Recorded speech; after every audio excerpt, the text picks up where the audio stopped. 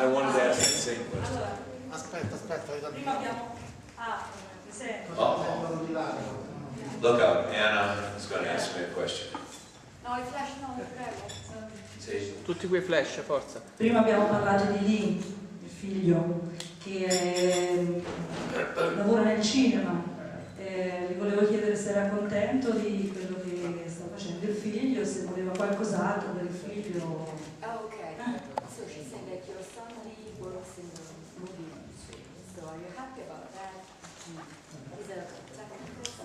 Yeah, he's a sound engineer. Yes, I mean, exactly. So are you happy with what he has done? Yes, Anna, I am. All my kids are going to be in show business. There's nothing I can do about it. It's what they know. It's the world that they know. And, you know, they'll find their own particular niche in it. Not necessarily as an actor. Lee, my second son Lee, is a sound engineer, but he's also aspires to be a director. And he makes both my son Sam and Lee. You know, you've heard of the Coen brothers, the Wachowski brothers, all these. They want to be the BOXLEITNER brothers, and they make. They've got some very fine small films that they've made on YouTube. I think Lee's a very fine director. My son Sam is a very fine actor. He kind of came to it late. He was a rock and roll musician for a number of years, but he just being out on the road on tour. Which instrument? He's everything. He's a great guitarist, but it just, he said, Dad, it about killed me, and I can't do it anymore. It's too hard. And I agree. It's a very tough industry to be in, touring bands and stuff like that.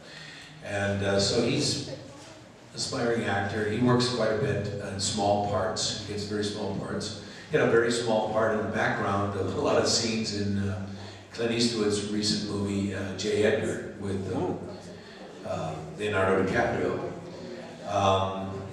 But they work for a specific production company that makes 2-hour television movies for the Hallmark Channel. And they're very family-oriented movies. And they've all worked on probably 30 or 40 of them by now. I mean, so they're doing well.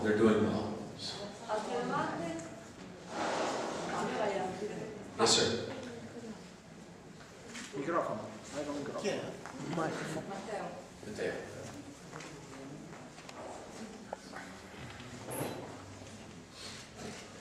Lei ha interpretato anche il... Lei.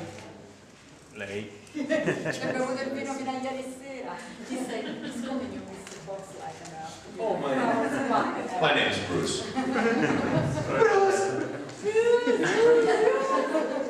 Or Bruce, my lord.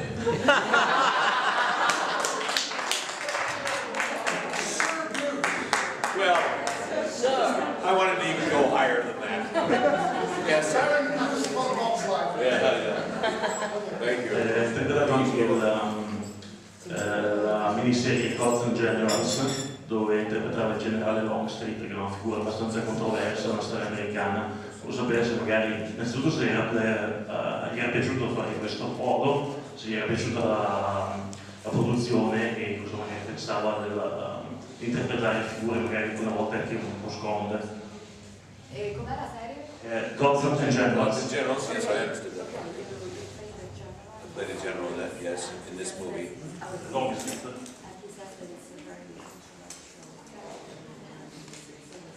Yes. What did you think about the production and The film Gods and Generals, I knew the director. I used to live next door to him. I was a neighbor of his. And he had done a film called Gettysburg, a very famous battle in the American Civil War. Very, very important battle, because had it gone the other way, America would have been a very different country, and probably been two countries split in two. So that one battle, Gods and Generals was a prequel to it, and there's still supposed to be another one, but it probably didn't do well enough to garner as the sequel, because it's originally a trilogy of books. Okay. Anyway, I played James Longstreet, who was very high up general in the Confederate Army. I wore a very long beard. No one recognized me in the movie. That's just as well. That was good. But I knew Ron very well, and I would constantly come over to his house and say, when are you going to do the movie? I want to be in it. And he'd say, well, you know, blah, blah, blah, blah, blah. And I'd say, no, I want to be in it, Ron. You understand? I want to be in it. My great-grandfather, my own great-great-grandfather, fought in the Civil War. On the Union side, he was an Irishman. Yes, Peter, thank you. My mother's grandfather. So I have Civil War lineage in my family. I was always fascinated by it when I was a boy and a young man. And so I wanted to be in this movie. Now, it's a big historical epic, kind you used to make here in Italy, very much and very well, big epic stuff, you know. And anyway, it was magnificent being a part of it, being in something so big, and actually shooting it where the actual war took place. It's a very strange feeling, you know. It's ghostly. We didn't shoot it on the actual. A couple of the battlefields we actually shot, but the whole countryside there had the Civil War, like very much what went on where we are right here. The armies that passed through here over the hundreds of years, the Moors, the whatever. You just get that sense of, you know, the land has just been soaked in the blood of so many human beings, and such tragedy and glory and everything that comes with it. But Robert Duvall, marvelous actor, that was the high point for me. It was working with who I consider a master class in acting. Just to be there with him, to watch his process, to perform with him. I have to admit, I was scared to death of him when I first met him, because to me, he's such he's such a presence on film. He's such a deep actor. I mean, he's amazing. He's probably one of the great screen actors of our time. And, but it was an absolute honor being with him. And I found out he was a practical joker. He loved to play pranks on people. I described one at lunch. I cannot describe here in mixed company. No, I'm not going to do that one. No. We're all grown-ups. I know we're all grown-ups, but there are some ladies present, and I'm old-fashioned. Anyway. So what was your answer? There's a 14-year-old here. I'll get in trouble with her father. Anyway, it was a big picture. It didn't do well, but I certainly enjoyed making it. Sometimes, you know, you have no control with how the product is going to come out. But it's the making of it. That was the experience, and that was one of them for me. I had many, many new friends. I got to know Mr. Duvall very well, and he calls me, "Hey, Big Bruce, how are you doing?" He's just marvelous, and I'm so honored, you know, to have been there. And Stephen Lang as well, and all the other wonderful people that were in the movie. Mira Sorvino, marvelous actors. Jeff Daniels, just keep naming all of them. And it was a big, I think it's appreciated more on DVD now. I have a huge DVD set, and I think that's the best way to see it.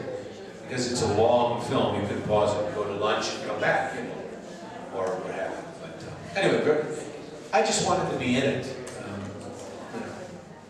what can I tell you? Quali erano i tuoi idoli o comunque punti di riferimento come attore? Why are you asking me in Italian? Because they have to Oh, that doesn't And someone you're going to ask me. Or you're going to ask, say it for them, and then they're going to ask me in English? Yeah. Bruce, just answer C. See. Go, please ask. Please ask. What were your idols in this? Screen actor, the actors when I was When you decided to start acting? I started acting when I was in high school, when I was a teenager. That's why I started very young. I played teenagers till I was almost 30 years old, you know that. Luke McCain, I was a young 18 or 19 or 20, somewhere around there, for 4 years. You know, I was, and I played a lot of young, I was young looking, so it worked to my advantage. But the people that I idolized, well, it depends. There's so many.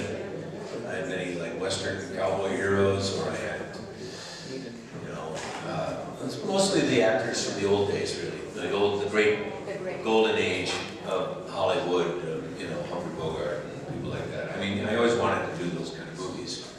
And then movies were very different when I finally came to Hollywood. So, but no, I had John Wayne, Gary Cooper, even James Dean, and people like that. I mean, it was a range of actors. And what do you think about today's actors? Because I think that some, you know, many of them are maybe much less talented, but you know, are on screen just because they're beautiful, with some exception. Well, I have probably pretty strong opinions about the current crop of actors. There's some marvelous ones out there. I mean, let's face it. Meryl Streep just keeps going and going. You know, she's just brilliant beyond belief. But I like. Well, it depends on which kind of films. Right now, I think Hollywood is being dominated by the Brits and the Australians. I want to say to our American boys, come on guys, you better step it up. These British guys are playing Americans perfectly wonderful. I mean, what's going on here, you know? Our Australians, you know, everybody from Russell Crowe to Hugh Jackman, all of them are extremely talented. And I remember this very similar time back when the Beatles first came out.